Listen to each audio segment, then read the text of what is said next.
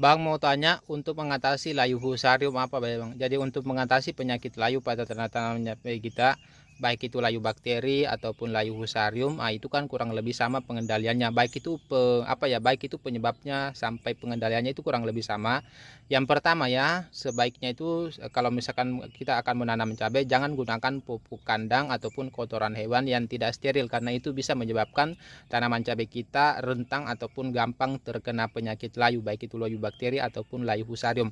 Kalau menggunakan kohe ataupun pupuk kandang, sebaiknya disterilkan dulu ataupun dikomposkan ataupun difermentasikan dengan cara menggunakan kayak semacam bakteri decomposer, misalkan menggunakan M4 ataupun misalkan M21 dan lain-lain sebagainya. Terus yang kedua, kalau misalkan tanaman cabai kita sudah kita tanam, kalau misalkan musim hujan itu perhatikan pH tanah.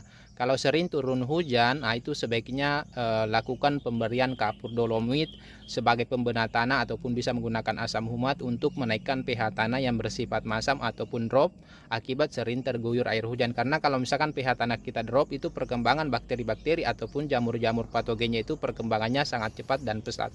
Terus kalau misalkan tanaman cabai kita ada yang terkena penyakit layu, itu bisa menggunakan salah satunya itu bisa menggunakan bahan aktif tebuconazole, misalkan merek dagannya Folicur.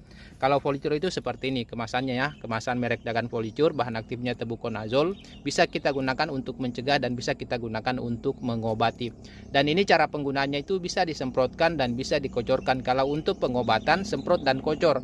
Kalau untuk pencegahan cuma disemprotnya aja, cukup gunakan 1 ml per liter. Bisa dicampur dengan pupuk, bisa dicampur dengan ZPT, asam amino dan perekat.